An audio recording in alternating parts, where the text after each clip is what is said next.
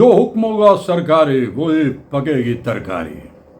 अगर कोई आम आदमी पाकिस्तानी बेचारा किसी जुर्म में जेल कस्टडी हो जाए उसकी, तो मैं समझता हूँ ये जन्म तो उसके लिए नाकाफ़ी है बाहर आने के लिए और अपने आप को बेगुनाह साबित करने के लिए।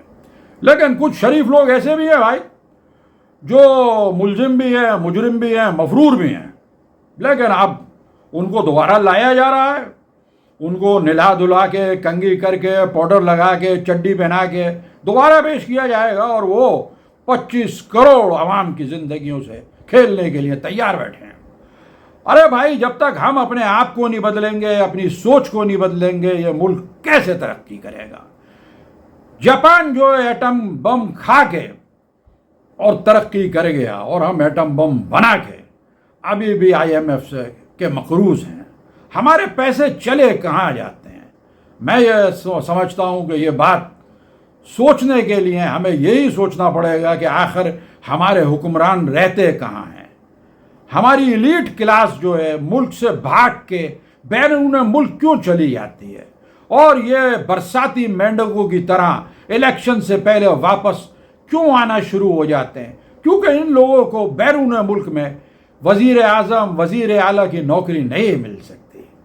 आखिर कब तक हम अपनी सोच नहीं बदलेंगे? जब हमारी सोच नहीं बदलेगी तो हमारा मुल्क कैसे बदलेगा? हमारी इंडस्ट्रियां बंद हो रही हैं, बिजली बेपनाह महंगी हो रही है, IPP से जो वादे हुए हैं उस हिसाब से हर आदमी अपना सर मुंड मुंड के पैसे दे रहा है बेचारा। यानी एक आम आदमी आटा चीनी की लाइन में लगा हुआ था और ये PDM हुकूमत MNA और अपने MNS को 1-1 अरब रुपए मांग तांग के बांट रही थी। ये जहन कैसे हैं और कैसे ये एक आम आदमी के बारे में सोच सकते हैं और अच्छा सोच सकते हैं जो 24 घंटे सिर्फ अपने ही बारे में सोचते हैं? ये हमारी एलीट क्लास जब तक हम पर काबिज रहेगी, ये जागीरदार वडेरे और ये करप्ट पॉलिटिशियन, इस मुल्क का कुछ नहीं होने वाला। मुजाहिदुद्दीन, अपना बहुत ख्याल रखिएगा। अल्लाह हाफिज़।